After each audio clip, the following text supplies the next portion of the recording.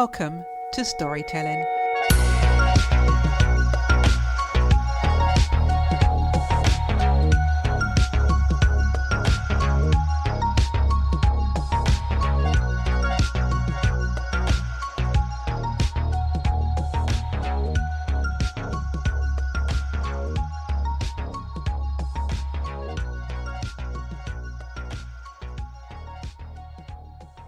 This week's guest is an avid horse rider and devoted grandmother who is dedicated to transforming lives through natural therapies. Her journey into holistic healing began years ago, leading her to specialise in clinical hypnotherapy, quantum journeys, hypnosis, NLP and more, with a doctorate in quantum counselling. With a passion for bioenergetics, she uses cutting-edge tools like NES Health scans to optimise well-being for humans and animals. Her mission is to empower vitality and wellness through her compassionate approach and expertise in alternative health solutions. Please welcome Dr. Sue Williams DQC. Hello, Sue, and welcome to the podcast. Thank you, Debbie. It's a real honour to be here, and the little pre-chats we've had, I think we'll be able to do a really good podcast today. I'm really looking forward to it. Sue, you work a lot with animals and with humans in the realm of hypnotherapy. Can you explain more? Yes, I work with the humans with the hypnotherapy, but I do energy work with animals and animal communication. And I don't want to put your audience off by having that sound too woo-woo, but I mean, everything is energy. And that's a scientific fact. That's not woo-woo, that's science. And I am able to connect with the animals using energy, and it's a two-way conversation. And you don't necessarily get the information back as words from the animals because obviously they don't speak the language. But they do have their own language in the energy, and they can let you know any injuries, any pain they're feeling, to direct you to be able to put hands on and then do either hands-on body work or hands-on energy work. And you can relieve their pain. And the incredible thing is, as we do with the humans, we can access trapped emotions in the animals. And people will say, well, that's just crazy talk. You're a crazy woman. But the thing is, if you record, as we've done with the training that I've done with the animals, if you're videoing, or even if you have a still photo of the horse before you treat them, or the dog or the cat, but it's particularly visible on the horses just because of the size and shape of their body. You take a before photo or you start videoing, you do the treatments, do an after photo, or just view the end of the video, and their body has changed. The look on their face will have changed if you're able to release those emotions. And most often in horses, because they're a prey animal, it will be fear and anxiety. And then their face softens. The muscles around the eyes and the nose and the mouth all soften. Their body will relax. You can see where they've been holding tension. The tension is often caused by holding fear. And as you can imagine, some horses have been through horrific things, even being moved, sold on from a place where they have a friend. Now, you can imagine yourself, if you've got a friend or a family member that you're really close to, and then you're separated and you have no way of contacting that person. This is how the horses feel. They get really attached. They're herd animals. They need to be with other animals. So, yeah, that's how I work with the animals, as opposed to I suppose it's more mainstream now, the hypnotherapy that I use with the humans. What's really important is that you actually have horses yourself. Do you want to explain in what part of the world you are? Yes, I'm in Australia, in Victoria, which is down in the southeast corner of the country. And we're very fortunate to actually be down on the coast on the Mornington Peninsula, which is southeast of Melbourne, and beautiful area. We're coming into autumn and winter now, so it's getting a bit cooler, but very dry. But yes, we're very fortunate to live down here. Best country in the world. I might be biased there, but a wonderful place to live in general. We're very lucky. We have a lot of freedom here. So how does the hypnotherapy work with humans then? Because you explained what you did with animals. How does this translate to humans? Hypnotherapy in general accesses the subconscious mind. So we're all in some form of trance, in and out all day without us even realising. A lot of people say, oh, you couldn't hypnotise me. No, there's no way you could hypnotise me. But when you think about if you're reading a really good book, something that really catches your attention and you're absorbed in that book for maybe an hour and you think, oh, where did that time go? You're in trance. Or if you drive a particular way, perhaps from work to home, home to work, and you're coming home from work one day and you're thinking, I have to go to the supermarket and I have to do this, this, this, and this. And then you realise you're home. How did I get here? I don't remember going through those traffic lights or through that intersection. And the subconscious mind has been working on autopilot, looking after you, which is its job. And it's taken over while your frontal lobe, the processing part of your brain that you use, well, we're using it now for speaking and listening, that's been thinking about all these other things that you have to do while your subconscious mind has been safely getting you from point A to point B. But the thing is, with the subconscious mind, it's very literal. It will believe anything you tell it, which is a wonderful thing, because when you go to a therapist like me, I can take you into a really relaxing trance where that analytical conscious mind just drifts away for a while, and we connect with the subconscious mind directly, find out why it's holding negative thoughts, negative memories that are affecting people adversely. We can get rid of them, because that's what the subconscious mind is like. It's a blueprint. So if there's something in there that's wrong, remove it and replace it. And when you remove something, you create a vacuum. So it's desperate to have that vacuum filled. So that's when we step in and fill it with positivity. Change the way you think about whatever it is that's been affecting your life adversely, and fill it with something that's going to create a brand new life, something that's going to really assist you to move forward, because often these blocks that we feel are just something from the past that's sitting there.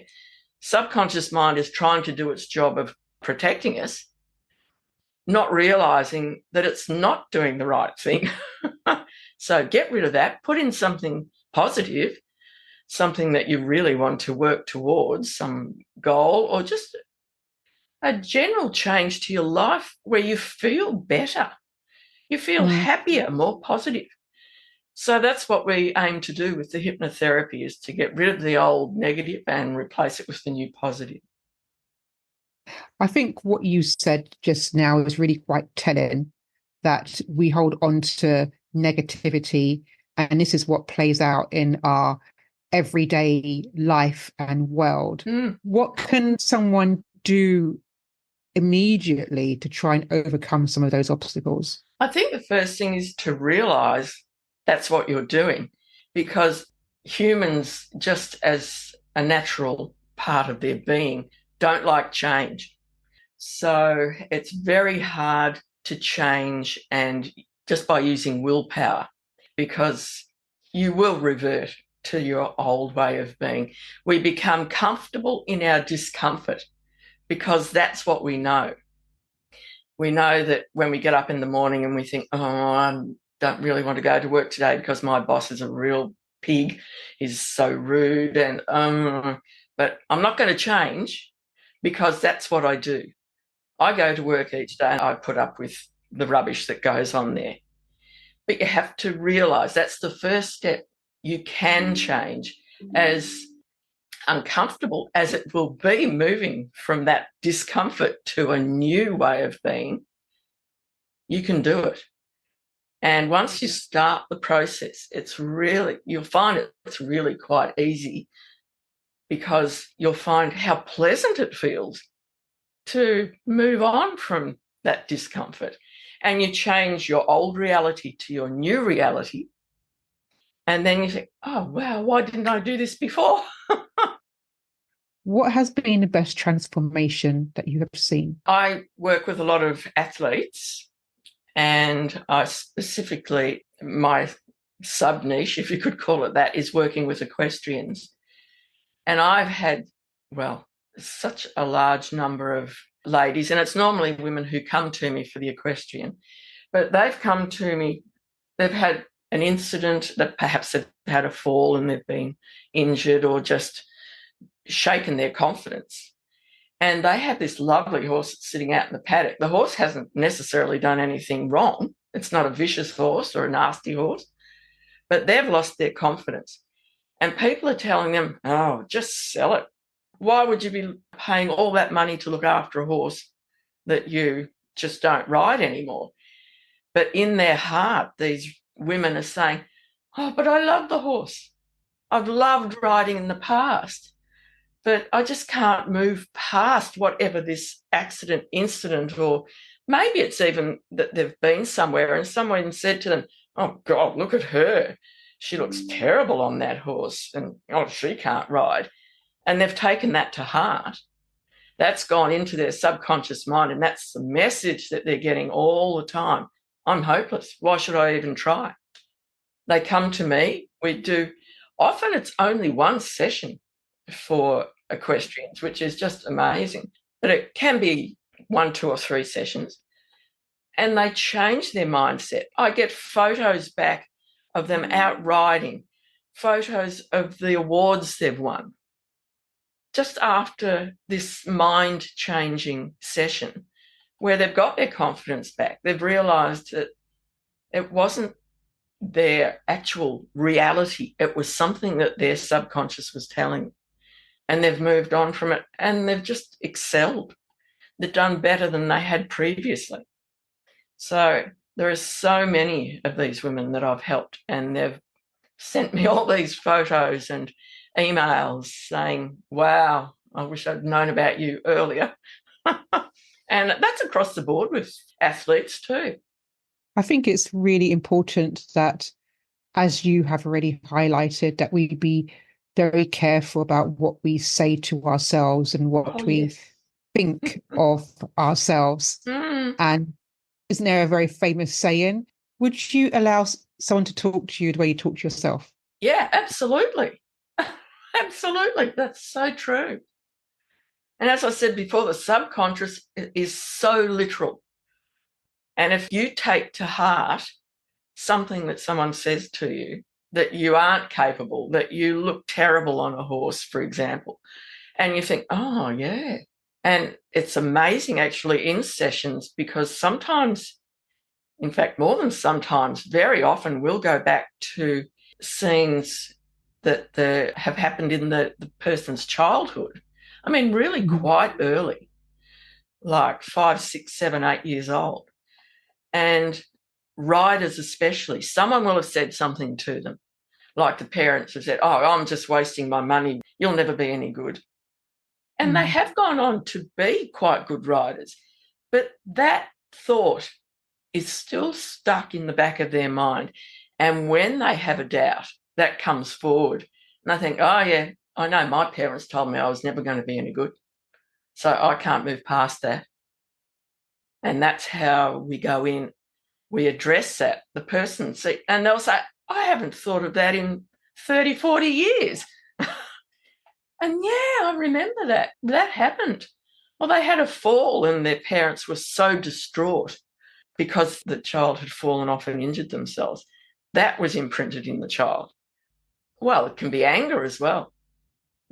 Anger, all the negative emotions that come from something like that, from an accident or an incident in childhood. And the imprinting from either their parent or the coach or some important person in their life at that time. And it just sticks with them. What final bit of advice would you like to provide to the audience? I would love to be an advocate for hypnotherapy because it's not woo-woo, it's scientifically backed, and it allows you to move forward in your life so easily.